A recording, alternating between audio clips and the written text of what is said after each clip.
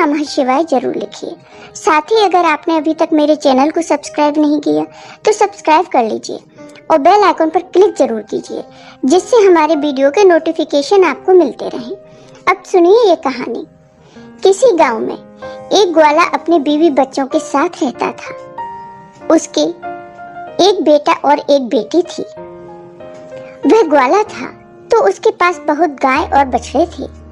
वह गायों को चराने जाता था और गायों का दूध, दही, घी बेचकर ही अपने परिवार का पालन पोषण करता था। जितना भी वह कमाता था उसकी पत्नी उसी में संतुष्ट थी और अपने बच्चों को पाल रही थी। एक दिन उसकी पत्नी बहुत बीमार हो गई और उसकी मृत्यु हो गई। अब ग्वाले के ऊपर ही अपने दोनों बच्चों की जिम्मेदारी आ गई।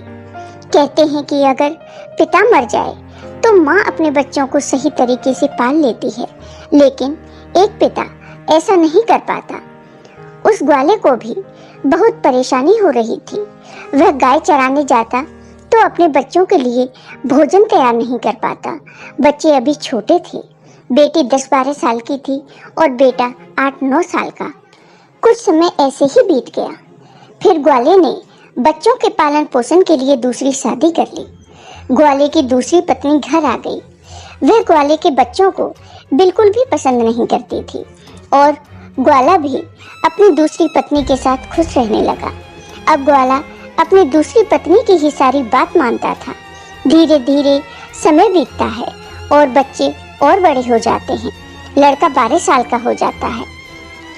उसकी दूसरी माँ लड़के को बिल्कुल भी पसंद नहीं करती थी। एक बार वह अपने पति से कहती है कि आप क्यों गाय बछड़ों को चराने जाते हो? अब यह लड़का बड़ा हो गया है, अब से गाय बछड़े चराने यह लड़का जाएगा। फिर बेचारा लड़का रोज सुबह जंगल में गाय बछड़े चराने जाता और शाम को वापस आता। इधर लड़की भी बड़ी हो गई थी। वह घर का सारा काम करती और खाना बनाती और अपने भाई को अपने हाथों से खाना खिलाती। वह लड़की भगवान शिव की परम भक्त थी। वह भगवान शिव का रोज पूजा पाठ करती थी। वो दोनों भाई बहन एक दूसरे को बहुत प्यार करते थे और दोनों आपस में बातें करते कि पता नहीं हमारे पिताजी को क्या हो गया है। वो हम पर बिल्कुल भी ध्यान नहीं देते। जब से हमारी माँ की मृत्यु हुई है हमारे कितने कष्ट भरे दिन आ गए हैं। तब बहन अपने भाई को समझाती है कि तुम बिल्कुल भी चिंता मत करो, तुम्हारी बड़ी बहन है ना। यह कहकर वह अपने भाई को ढांढस बंधाती है। फिर भाई कहता है, दीदी मुझे माँ की बहुत याद आती है। अगर आज हमारी माँ होती तो हमें कितने प्यार से खाना खिलाती। दोनों भाई बहन अपनी माँ को याद करके रोने लगे। ऐसे ही दिन बीत रहे थे। एक दिन लड़का गाय चराने जंगल गया। जंगल में लड़के को एक शेर मिल गया तो लड़का दौड़कर एक पेड़ पर चढ़ गया और शेर से कहा, शेर भाई तुम मुझे क्यों खाना चाहते हो? तब शेर ने कहा, भाई मैं बहुत भूखा हूँ। अगर तुम चाहते हो कि मैं तुम्हें न खाऊं तो तुम मुझे एक गाय या बछड़ा दे दो जिसे खाकर मैं अपनी भूख मिटा सकूं। लड़के ने कहा, भाई मैं अपनी बहन का इकलौता सहारा हूँ। मेरी बहन तो रो रो कर मर जाएगी। मेरे पिता और सौतेली माँ हैं जो हम दोनों पर बहुत अत्याचार करते हैं। मैं अपनी बहन की उम्मीद नहीं टूटने दे सकता।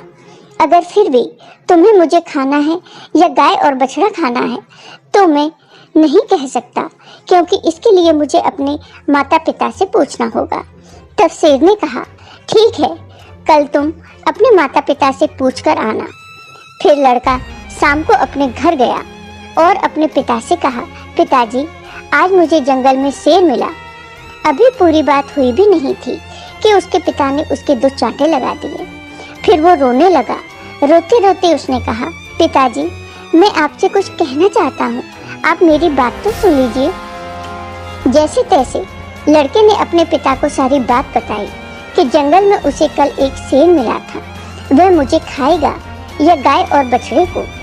यह सब बात उसकी सौतेली माँ सुन रही थी। उसने कहा कि गाय और बछड़ा कम नहीं होने चाहिए। पता है वो कितने कीमती हैं।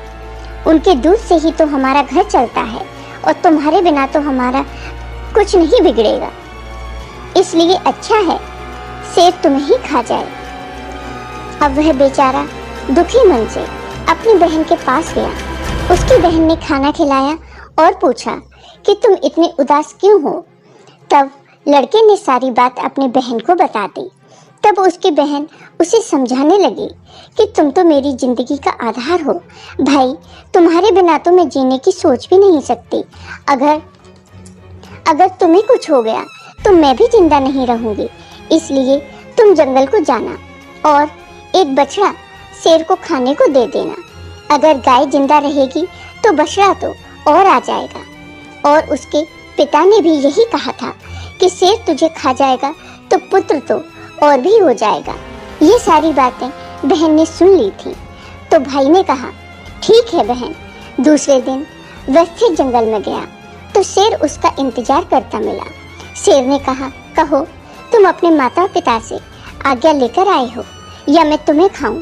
तब लड़के ने सारी बात शेर को बताई और कहा मेरी बहन ने कहा है कि तुम एक बछड़े को खा लो। फिर शेर बछड़े को लेकर अपनी गुफा की तरफ चला गया और लड़का खुशी खुशी अपनी गाय चराने लगा और शाम को अपने घर आ गया तो उसके माता पिता गाय बछड़ों की गिनती करने लगे तो एक बछड़ा कम था। वो समझ गए कि वह बछड़ा लड़का शेर को दे आया है। इस बात पर वो दोनों बहुत गुस्सा हो गए और उसे मारने लगे। उसके पिता ने उसे डंडे से इतना मारा कि वह बेहोश होकर गिर पड़ा। उसकी बहन यह सब देख रही थी और उसको बहुत बुरा लग रहा था, लेकिन वो कर भी क्या सकती थी।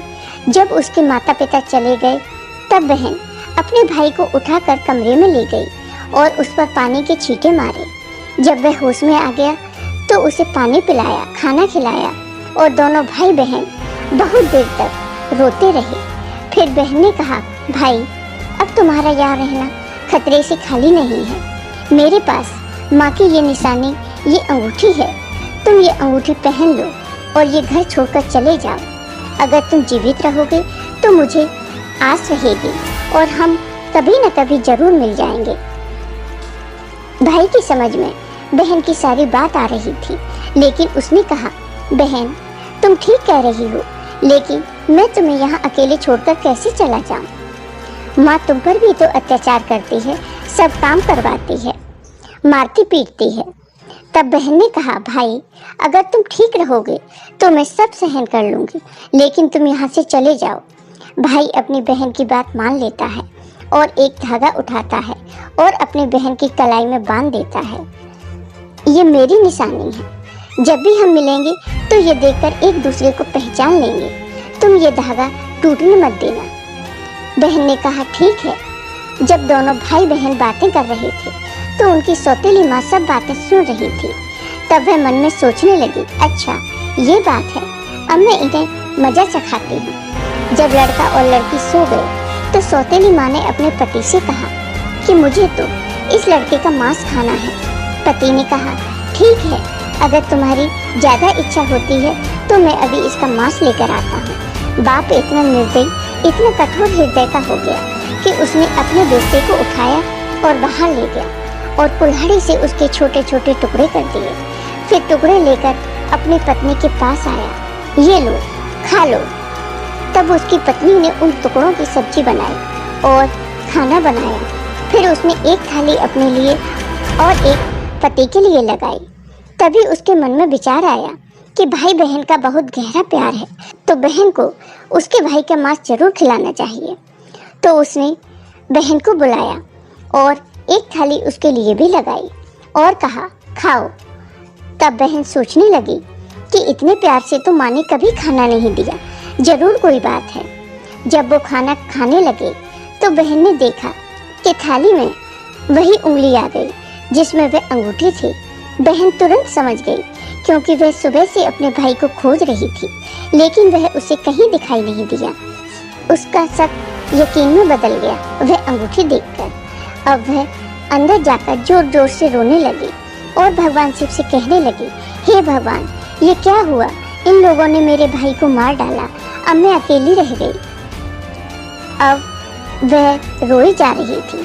तभी उसे बड़े बूढ़ों की बात याद आई कि किसी इंसान की मुक्ति तब तक नहीं होती जब तक कि उसकी अस्थियां नदी में विसर्जित नहीं होते। उसने सोचा मेरे भाई की भी तो मुक्ति भी नहीं होगी, ये लोग तो उसे मारकर खा गए। तभी उसने वह उंगली उठाई और चलते चलते वह नदी के किनारे पहुंच गई। वह उंगली को अपने हाथों में लेकर जोर जोर से रोने लगी। वह भगवान को याद कर रही थी, क्योंकि वह लड़की बहुत धार्मिक थी। वह रोज भगवान शिव का पूजा पाठ किया करती थी, सोमवार का व्रत रखती थी और हमेशा भगवान से यही प्रार्थना करती थी कि हे भगवान, मेरे भाई की रक्षा करना। उस दिन भी वह रोते रोते कह रही थी, हे भगवान, मेरा इस संसार में कोई नहीं है। एक भाई था, उसे भी तुमने ले लिया, माँ को तो पहले ही छीन लिया। अब मैं किसके लिए जीवित रहूंगी? मैं कैसे रहूंगी? अब मैं भी इसी नदी में कूदकर अपनी जान दे दूंगी। फिर वह उंगली उसने नदी में डाली और भगवान से प्रार्थना की, हे भगवान, मेरे भाई को मुक्ति देना। वह जहाँ कहीं भी है उसकी आत्मा को शांति मिले। फिर नदी में कूदने वाली होती है तो उसने देखा कि जो उंगली उसने नदी में डाली है वह तोता बनकर उड़ गया और नदी के पास एक पेड़ था, वह उस पर जाकर बैठ गया। फिर तोते ने कहा, बहन, तू क्यों दुखी होती है? मैं तेरा भाई हूँ। बहन, तुमने ये बहुत अच्छा किया जो तुमने ये उंगली नदी में डाल दी। इससे मेरी मुक्ति हो गई और मुझे तोते का जन्म मिल गया। बहन, तुम चिंता मत करो, मैं तोता बनकर भी तुम्हारी हर तरह से मदद करूँगा। हम दोनों आपस में सुख दुख की बातें किया करेंगे। यह देखकर बहन बहुत खुश हुई कि चलो, मेरा भाई साथ तो है, किसी भी रूप में सही। फिर बहन घर वापस आ गई। सौतेली माँ उससे सारा काम करवाती और बहुत खुश होती कि चलो, इसके कोई भाई नहीं है, इसके भाई से तो पीछा छूटा। लेकिन वह लड़की जल्दी से अपना काम पूरा करती और बाग बगीचे में जाती। वहाँ उसका भाई उसका इंतजार करता रहता था। दोनों भाई बहन खूब बातें करते। वह अपनी बहन को अच्छे अच्छे फल खिलाता। सावन का महीना चल रहा था। लड़की सावन महीने में पूजा पाठ करती, सावन सोमवार का व्रत रखती और पूजा पाठ करने के बहाने ही वह बगीचे में जाती थी। भाई ने बहन से कहा, बहन, तुम चिंता मत करना। यदि माँ पिताजी तुम्हें यहाँ न आने दें तो मैं घर के बाहर किसी डाल पर तुम्हें बैठा दिखाई दूंगा। बहन बहुत खुश थी। वह मन से बहुत खुश रहने लगी। रक्षाबंधन का त्योहार आने वाला था तो भाई ने सोचा, मुझे अपनी बहन के लिए कुछ करना चाहिए। यह वहाँ निर्दयी लोगों के साथ रहती है। जो उन्होंने मेरे साथ किया, कहीं मेरी बहन के साथ न कर दें। मुझे उनसे बदला लेना होगा। फिर उसने भगवान से प्रार्थना की कि हे भगवान, मेरी बहन की रक्षा करना। तभी वह एक लोहार के पास पहुंचा।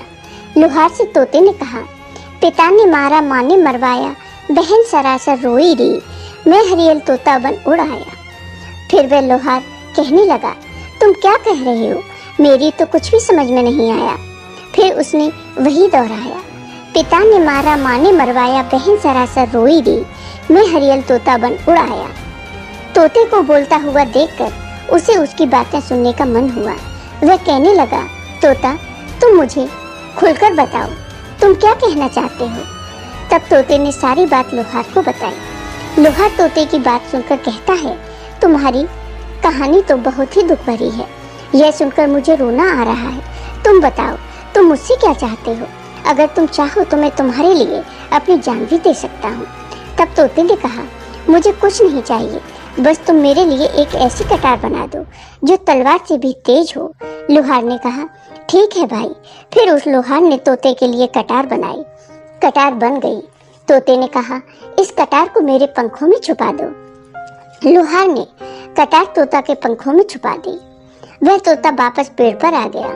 उसने अपनी बहन को कुछ नहीं बताया। उसकी बहन उससे मिली, बातें की, साथ में भोजन किया और वह घर वापस चली गई। अगले दिन तोता एक सुनार के पास गया और सुनार से भी वही बातें कही कि बाप ने मारा, माँ ने मरवाया, बहन सरासर रोई री, मैं हरियल तोता बन उड़ाया। सुनार ने कहा, तुम क्या कह रहे हो? मेरी समझ में कुछ नहीं आ रहा। वह फिर से वही कहने लगा। सुनार को भी उसकी बातें जानने की इच्छा हुई कि यह क्या कहना चाहता है। सुनार ने तोते से कहा कि तुम मुझे सीधे सीधे बताओ, तुम क्या कहना चाहते हो? तो तोता ने सुनार को भी अपनी सारी बात बता दी। सुनार भी तोते की बात सुनकर बहुत दुखी हुआ। सुनार को उससे बहुत हमदर्दी हो जाती है और सुनार भी उसकी बातें सुनकर रोने लगता है। फिर सुनार कहता है, बताओ मैं तुम्हारी क्या मदद कर सकता हूँ। तोते ने कहा कि भाई, रक्षाबंधन आने वाला है, मैं अपनी बहन को सोने के कुछ गहने देना चाहता हूँ, तो तुम मेरी बहन के लिए गहने बना दो। सुनार ने कहा, बस इतनी सी बात, बताओ क्या क्या बनाना है। फिर सुनार ने उसकी बहन के लिए कुछ गहने बना दिए। तो तोते ने उसे बहुत धन्यवाद दिया और कहा, भाई ये गहने तुम मेरी गर्दन में डाल दो। सुनार ने वो गहने उसकी गर्दन में डाल दिए। फिर तोता उड़कर उसी पेड़ पर आ गया। जिस पेड़ पर वह रहता था उसी के खोखल में तोते ने उन गहनों को रख दिया। फिर रक्षाबंधन का त्योहार आया तो उसकी बहन उसे राखी बांधने आई। तो दोनों भाई बहन बहुत खुश हुए। तोते ने सारे गहने अपनी बहन को दे दिए। गहने पाकर बहन बहुत खुश हुई। फिर उसने पूछा कि तुम्हारे पास ये गहने कहाँ से आए। तोते ने कहा, मेरा एक सुनार दोस्त है, उसने मुझे बनाकर दिए हैं। फिर बहन खुशी खुशी घर चली गई। जब सौतेली माँ ने उसे गहने पहने हुए देखा तो वह जल भुन गई और उसे मारते हुए बोली, ये गहने कहाँ से चोरी करके लाई है। तब उसने कहा, माँ, मैंने ये गहने कहीं से चुराए नहीं हैं, ये तो मेरे भाई ने मुझे दिए हैं, जो एक तोता है। वह सौतेली माँ को पूरी बात नहीं बताती कि उसका भाई ही तोता बन गया है। उसने कहा, एक तोता है, वो मुझसे बातें करता है और मैंने उसे अपना भाई बना लिया है, उसी ने मुझे ये गहने दिए हैं। तब सौतेली माँ सोचने लगती है कि ऐसा कौन सा तोता है जो इसका भाई बन गया है। जैसे तैसे तो एक भाई से पीछा छुड़ाया है, अब ये दूसरा भाई कहाँ से आ गया। फिर दूसरे दिन उसकी माँ उस तोते को ढूंढने जंगल में जाती है। तभी उसे तोता दिखाई देता है। वह तोते को पकड़ने की कोशिश करती है, लेकिन तोता उसके हाथ में नहीं आता। थक हार कर वह बैठ जाती है। कुछ देर बाद फिर तोते को पकड़ने की कोशिश करती है, लेकिन तोता उसकी पकड़ में नहीं आता। वह सोचती है कि कैसे भी मैं इसे पकड़ लूं और इसे मार दूं। इसे ज्यादा भाई बनने का शौक है। वह सुबह से शाम तक तोते को पकड़ने की कोशिश करती है, लेकिन तोते को नहीं पकड़ पाती। फिर वह घर आती है तो उसका सारा गुस्सा उस लड़की पर निकलता है। वह उसे सारे गहने भी छीन लेती है। अगले दिन लड़की तोते से मिलने जाती है तो तोता कहता है, बहन, जो गहने मैंने तुम्हें दिए थे वो कहाँ हैं? तब बहन कहती है, भैया, वो गहने तो माँ ने छीन लिए। यह सुनकर तोता को बहुत गुस्सा आता है और वो कहता है, बस अब इनके पाप का घड़ा भर चुका है, अब इनको सजा मिलनी ही चाहिए।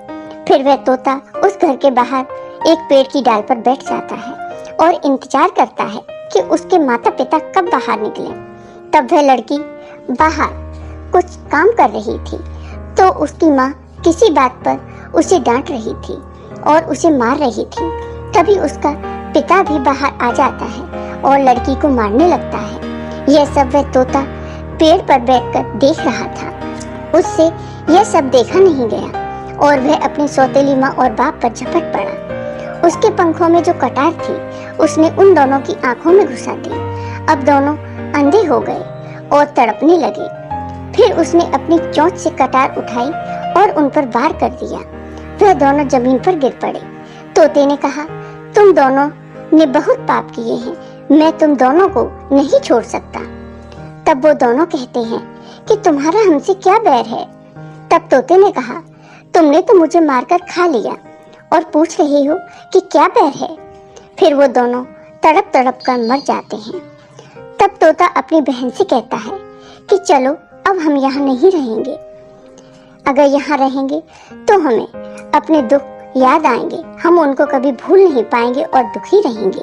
तो उसकी बहन कहती है, हाँ भैया, अब हम यहाँ नहीं रहेंगे, अब हम ऐसी जगह रहेंगे जहाँ कोई हम दोनों को अलग ना कर सके। फिर वो वहाँ से चलते हैं तो चलते चलते एक मंदिर में पहुँच जाते हैं। तोता कहता है, बहन, इससे अच्छी जगह हमें कोई और नहीं मिल सकती। अब दोनों भाई बहन उस मंदिर में रहने लगते हैं। बहन तो पहले से ही पूजा पाठ करती थी, सोमवार का व्रत रखती थी। अब तोता भी पूजा पाठ करता है। पास में ही एक सरोवर था, उससे अपने पंख गीले करके लाता है और शिवलिंग पर जल चढ़ाता है। और लड़की भी भगवान शिव और माँ पार्वती की पूजा करती है।